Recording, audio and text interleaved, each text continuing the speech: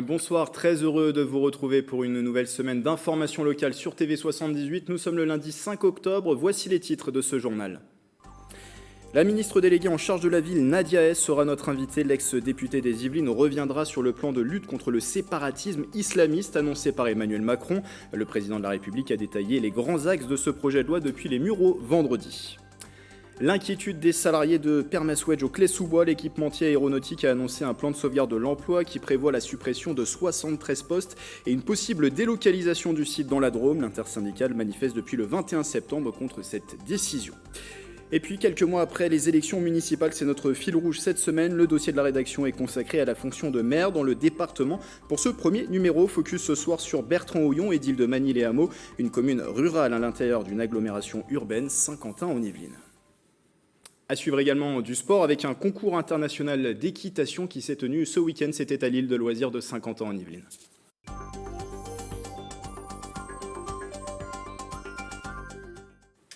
Une situation de plus en plus alarmante en Île-de-France concernant le coronavirus. Aurélien Rousseau, le directeur de l'Agence régionale de santé, a indiqué ce matin que 3500 cas positifs étaient diagnostiqués chaque jour sur le territoire francilien. 203 clusters sont recensés à ce jour dans la région. Les chiffres côté hôpitaux inquiètent aussi avec un taux d'occupation des lits de réanimation qui a atteint les 36% à Paris. C'est pourquoi le gouvernement a décidé de durcir les restrictions pour la capitale et la petite couronne francilienne, qui passe donc en rouge écarlate, c'est-à-dire en zone d'alerte renforcée. Parmi les nouvelles mesures annoncées, vous le voyez, la fermeture des bars à partir de demain. Les restaurants restent ouverts, mais avec un protocole renforcé. Limitation de la jauge d'accueil des universités, des centres commerciaux. Limitation du nombre de visites en EHPAD qui se font uniquement sur rendez-vous. Pour la Grande Couronne et donc les Yvelines, pour le moment, pas de changement. Maintien en zone alerte. Rassemblements festifs et familiaux de plus de 30 personnes interdits. Et les préfets peuvent prendre des mesures complémentaires.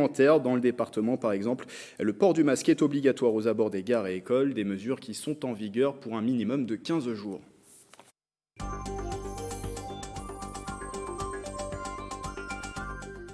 Ce à quoi nous devons nous attaquer, c'est le séparatisme islamiste. Plus d'une heure de discours vendredi aux Mureaux pour présenter La République en acte, un projet de loi visant à lutter contre les séparatismes, et vous l'avez entendu, notamment et principalement contre le séparatisme islamiste. Et pour revenir sur ce discours du président de la République, Nadia est avec moi en visio. Bonsoir. Bonsoir. Merci d'être avec nous. Vous êtes la ministre déléguée chargée de la ville, ex-députée des Yvelines de la 11e circonscription. Emmanuel Macron l'a dit lors de son discours, la République a construit son propre séparatisme de par la ghettoisation en concentrant dans les quartiers la misère et les difficultés. Est-ce que ce discours, c'est aussi une forme de mea culpa, de dire que finalement la politique de la ville jusqu'à présent a été un échec ? Je ne pense pas que c'était un mea culpa de la part du président de la République. Je pense qu'il a, dans son discours, et j'étais d'ailleurs présente au Mureaux moi-même en l'accompagnant avec mes collègues ministres, il a d'abord rappelé le fait d'être complètement intransigeant avec les ennemis de la République, de tous ces séparatistes qui véhiculent des thèses séparatistes, tout en accompagnant, en soutenant celles et ceux qui font vivre la République dans nos quartiers. Et là, il s'avère effectivement que nous n'avons pas été au rendez-vous de la promesse républicaine. Et quand je dis le nous, je inclus effectivement et on prend notre part de responsabilité au sein de ce gouvernement, mais c'est surtout un échec, je crois, qui date de décennies. Nous en sommes à plus de 40 ans de politique de la ville. Et aujourd'hui, il persiste encore une politique d'exception dans certains territoires, c'est quelque part, il y a effectivement un échec collectif. Alors, nous avons décidé de nous y atteler. Nous nous y attelons depuis 3 ans et nous continuons avec beaucoup de force et de détermination dans les mois et années à venir. Avec deux grands axes, je vous invite d'ailleurs à revoir le 7-8 l'hebdo qui aborde largement ce discours prononcé par Emmanuel Macron, notamment, si on peut citer l'un des grands axes forts, c'est l'instruction scolaire à domicile qui sera maintenant strictement limitée. On va en reparler dans un instant, Nadia. Aujourd'hui, ces bases, elles sont posées. Il faut changer de stratégie concernant la politique de la ville ? Il s'agit surtout je pense, de renforcer les dispositifs que nous avons mis en place. Le président de la République a pris beaucoup le temps dans son discours de parler justement des dispositifs portés par le ministère de la Ville. J'entends par là les cités éducatives que nous devons renforcer. J'entends aussi le soutien aux associations de proximité. C'est ce que j'ai commencé à faire en annonçant les 20 millions d'euros à travers le Fonds Quartier Solidaire. C'est aussi tout ce que nous faisons en matière d'emploi et le travail qui a été enclenché avec Elisabeth Borne sur le sujet. Donc effectivement, il y a un certain nombre de dispositifs et de mesures fortes qui ont été prises en matière de politique de la ville. Mais au-delà des mesures, il s'agit surtout de replacer l'humain au cœur de notre action et d'avoir, pour porter une politique d'émancipation, il faut déjà commencer par avoir un discours de valorisation de ce qui se fait dans nos quartiers.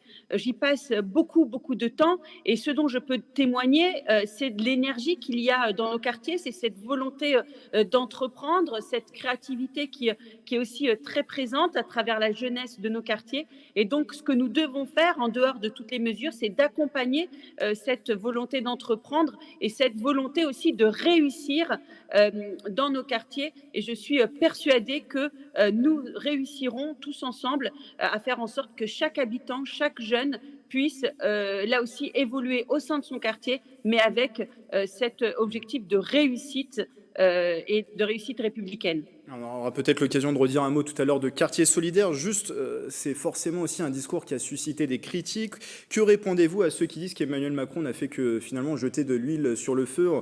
Certains affirment que la loi existe déjà pour lutter contre les obscurantismes. D'autres aussi qui disent que les propositions ne vont pas assez loin. Qu'est-ce que vous répondez à ces critiques? Alors, il faut savoir qu'il y a des professionnels de la critique et que de toute façon, quoi que l'on fasse, quoi que l'on dise, on sera critiqué. Soit on ne va pas assez loin, soit on va trop loin. Donc ça, c'est, j'allais dire, habituel depuis 3 ans, mais même avant nous. C'est-à-dire qu'il y a toujours eu de la critique. Parfois, elle est constructive et elle nous permet d'avancer. Et parfois, elle est destructive ou même de la critique inutile. Et là, ce dont nous avons besoin, c'est effectivement de travailler avec les élus, avec les acteurs, pour avancer sur un sujet qui mérite notre adhésion et qui mérite aussi de travailler ensemble. On ne peut pas aujourd'hui se diviser sur un sujet aussi grave et qui impacte encore une fois la vie des habitants et notamment dans les quartiers politiques de la ville. Les victimes de séparatistes ou de thèses séparatistes, c'est aussi les habitants des quartiers et il est de notre rôle, de notre devoir de veiller à leur protection. Donc, dans son discours, je vous coupe, on aura l'occasion juste d'en reparler juste après, Madame la Ministre. Dans son discours, Emmanuel Macron a utilisé pour la première fois le mot de séparatisme islamiste. Alors pour décrypter ce que cela change concrètement, Célia Gatsongo a posé quelques questions à Jean-Michel Schlosser. Il est docteur en sociologie au Centre de recherche sociologique sur le droit et les institutions pénales. Le laboratoire est basé à Guyancourt. Écoutez ce que dit Jean-Michel Schlosser.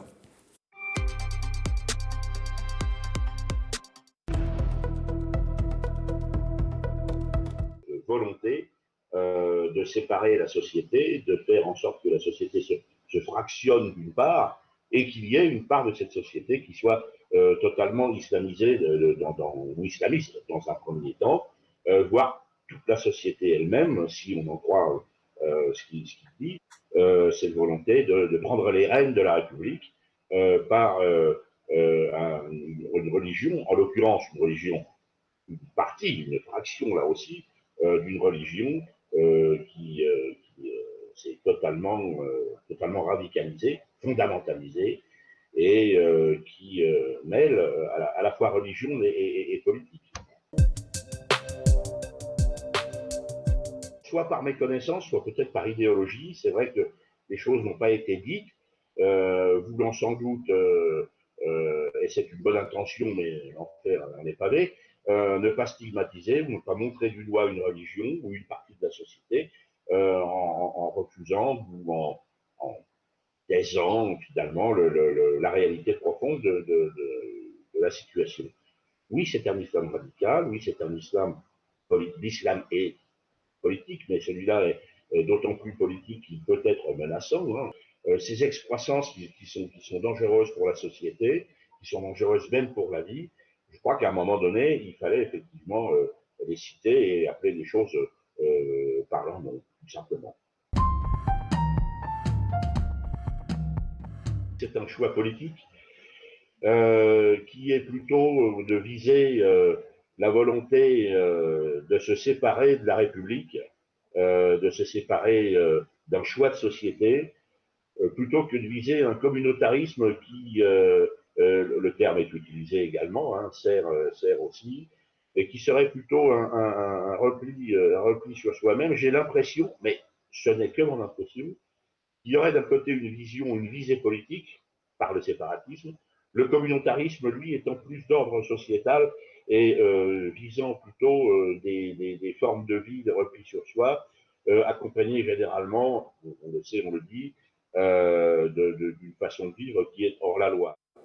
Et je rappelle, si vous nous rejoignez, que nous sommes avec Nadia Hay, ministre déléguée en charge de la ville. Est-ce que vous êtes d'accord avec ce qu'a dit Jean-Michel Schlosser? Est-ce que le terme utilisé par Emmanuel Macron de séparatisme islamiste, est-ce que ça change la donne dans cette stratégie qui a été présentée par le président de la République? Alors, le terme, déjà, il faut rappeler que le terme séparatiste utilisé par le président de la République, c'est pour nommer justement toutes les actions, toutes les personnes qui visent à faire sécession avec la République et de créer vraiment une division dans notre société et les valeurs de notre République. Donc, et il y a différentes formes de séparatisme. Le séparatisme religieux est une forme, mais il en existe d'autres. Il y a aussi des séparatistes sectaires, il y a des séparatistes sur, en fait, tout ce qui se puise son idéologie dans une croyance ou dogme qu'ils veulent mettre en avant. Donc oui, le terme séparatiste, je pense qu'il est approprié dans le sujet sur lequel nous sommes en ce moment. Et donc là, le président de la République a fait un focus sur le séparatiste islamiste qui vise vraiment les personnes qui puisent leur idéologie dans la religion, dans une religion en la dévoyant, pour soit mener un projet politique ou un projet de toute façon séparatiste pour faire cession avec la République. Donc je crois que c'est un terme qui est vraiment approprié au mal que nous souhaitons aujourd'hui viser. Un mot sur ce qui ressort aussi de votre ministère avec les actions concrètes qui vont pouvoir être développées avec ce projet de loi La République en acte. Vous parliez tout à l'heure de quartier solidaire. C'est un dispositif que vous aviez annoncé la semaine dernière avec un fonds exceptionnel de soutien d'urgence de 20 millions d'euros qui est débloqué pour les associations de proximité. Ça passe aussi par là la reconquête républicaine, aider, être auprès des acteurs de terrain, ne pas les abandonner? Bien sûr, il faut aider les acteurs de terrain parce qu'eux-mêmes viennent en soutien et en accompagnement de nos habitants. Donc oui, évidemment, il faut soutenir ceux qui font vivre la République au quotidien. Et la République en acte, c'est aussi le soutien à ces associations qui font un travail formidable sur le terrain, un travail de proximité, et qui font ce dernier kilomètre entre les décisions et les mesures que nous prenons et le concret et la réalité concrète de nos concitoyens. Donc, ça passe évidemment par ce soutien aux associations. La République en acte, c'est aussi ce que je viens d'annoncer aujourd'hui, c'est doubler les financements aux formations des acteurs de terrain, des élus, à la laïcité et aux valeurs républicaines. Aujourd'hui, on s'aperçoit que ce sont deux notions qui sont souvent mal comprises et là aujourd'hui, et souvent autour de débats passionnés. Donc, ces types de formations visent à replacer la laïcité dans son principe, donc en tant que principe de défense de liberté individuelle, et de replacer également les valeurs de la République pour en améliorant le respect. Et donc, j'ai doublé les financements aujourd'hui à ce type de formation qui sont pris en charge par le ministère de la Ville et par le Centre national de la fonction publique territoriale. Et ça, ce sont un ensemble d'actes. Parmi tant d'autres, on a également parlé de cité éducative, on a parlé aussi de quartier d'automne. Il y a un certain nombre de dispositifs qui font justement que cette République, elle est également en acte et il faut être, comme on dit, au rendez-vous de la promesse républicaine. Ça passe évidemment par un soutien massif à celles et ceux qui font vivre la République au quotidien. Et je précise, puisqu'on arrive à la fin de cet entretien, que ce plan de lutte contre les séparatismes sera examiné en Conseil des ministres le 9 décembre prochain. L'examen à l'Assemblée nationale est prévu, lui, pour le début 2021. Merci beaucoup, Nadia, d'avoir été avec nous dans ce journal. Je rappelle que vous êtes la ministre déléguée en charge de la ville, ex-députée des Yvelines dans la 11e circonscription.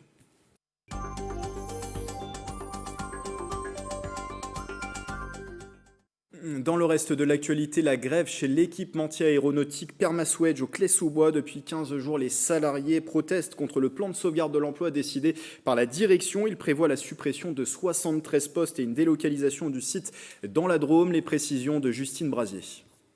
L'entreprise Perma-Swedge a souffert de la crise sanitaire.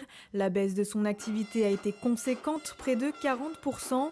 Si les salariés s'attendaient à un plan social avec une suppression de 60 postes au départ, aujourd'hui, le projet est tout autre. Il y a un plan social qui était prévu avec des plans de départ volontaires pour une quantité de 73 personnes. Et ensuite, si la délocalisation se fait, il y aura un deuxième plan avec tout le reste du personnel qui ne veut pas aller dans la Drôme. Donc si on fait un bilan, ça nous fera à peu près 150 personnes.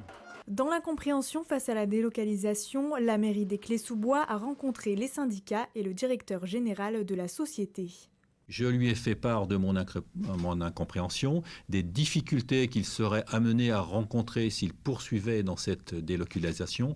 Néanmoins, toute cette décision finale lui appartient. Je peux comprendre une réduction de charges, donc une réduction d'effectifs. Par contre, absolument pas une délocalisation totale. En grève depuis 15 jours, les salariés sont debout pour montrer leur désaccord face au projet. Ils espèrent encore pouvoir stopper la délocalisation dans la Drôme. On est conscient qu'il y a une situation économique qui fait qu'il faut des licenciements, il faut une partie qui va s'en aller avec des départs volontaires, etc. Mais complètement déplacer le site, nous tous, on croit que c'est faisable. Pour que ça change, c'est eux qui sont dehors là. Il faut qu'on reste dehors, il faut qu'on persiste. Et tant qu'on ne va pas lâcher, on va lui dire nous on est là, on restera là. La direction n'a pas souhaité répondre à nos questions et s'est exprimée via un communiqué. Elle justifie le plan social par une baisse de commandes clients, mais explique avoir initié des discussions avec les représentants syndicaux. D'ici le printemps 2021, 73 postes pourraient être supprimés et l'entreprise est délocalisée dans la Drôme. Le retour du dossier de la rédaction, comme chaque mois, focus sur une thématique pendant une semaine. Nous vous proposons en fil rouge, cette fois-ci, le portrait de plusieurs maires. Quelques mois après les élections municipales, lui est un des deux seuls édiles de gauche au sein de l'agglomération de Saint-Quentin en Yvelines. Bertrand Houillon est à la tête de Magny-les-Hameaux depuis 2012. Il vient d'entamer son 3e mandat. Mélanie Poquet. Une écharpe remise par son conseil municipal pour la 3e fois. En mai dernier, Bertrand Houillon est réélu au poste de maire de Magny-les-Hameaux, un siège qu'il occupe depuis 2012 à l'âge de 36 ans et la démission de Jacques Lolioz. Ça a été une proposition qui m'a été faite, j'y ai réfléchi. On en a discuté aussi ensuite avec l'ensemble de l'équipe. Il y avait aussi d'autres choix qui étaient possibles. Finalement, il y a eu un rassemblement autour de mon nom pour mener les choses et être maire. Après, ça reste un travail d'équipe. Je compare toujours une fonction de maire à une fonction de bénévole. On se met à disposition des autres. La configuration est peut-être un peu moins conviviale. Élu communautaire depuis 2016, Bertrand Houillon est depuis ce mois de juillet vice-président de Saint-Quentin en Yvelines en charge des espaces verts et de l'agriculture. Une délégation à l'image de sa commune, Magny-les-Hameaux porte une double identité, urbaine et rurale. On a toujours cette image en effet très rurale. Écoutez, c'est la caractéristique du territoire. C'est un atout pour le bien vivre sur notre territoire. C'est un atout parce que c'est aussi à échelle humaine. On dit souvent Magny-les-Hameaux est un peu particulier, où on n'y fait pas forcément les mêmes choses ou de la même façon qu'ailleurs. C'est pas grave. C'est peut-être exemplaire justement de réussir à maintenir cette multipolarité à l'intérieur d'une agglomération qui a souvent été vue comme un mastodonte. S'il est engagé politiquement depuis 17 ans pour la commune, Bertrand Houillon a choisi de garder un pied dans le monde professionnel. Entré en 1999 à la Fédération française de cyclotourisme, il en est aujourd'hui le directeur de la communication. Je suis passionné de vélo depuis longtemps. J'en ai fait mon métier, tout simplement. Alors c'est une chance parce que, et c'est ce que je souhaite d'ailleurs à tout le monde, de réussir à avoir un métier qui plaît. Pour moi c'est important parce que c'est la vie de tous les jours. C'est-à-dire que maire c'est pas un métier, c'est une fonction. Sur un moment imparti aussi dans la vie, on ne sera pas maire à vie, on n'est pas élu à vie, en tout cas il ne le faut pas. Et la vraie vie, c'est d'avoir son métier, d'avoir son activité professionnelle.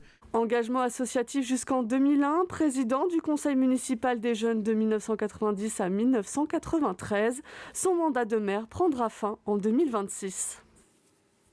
Pas de reportage sur le concours international d'équitation dont je vous parlais en début de journal, mais ne vous inquiétez pas, vous le retrouvez dans quelques instants dans le 7-8 Sport présenté par Mickaël Elmidro afin de connaître toute l'actualité sportive du département. Et il y avait notamment un 4e tour de Coupe de France de football qui se jouait ce week-end. Voilà, c'est la fin de ce journal. Merci de votre fidélité. Belle soirée avec TV78.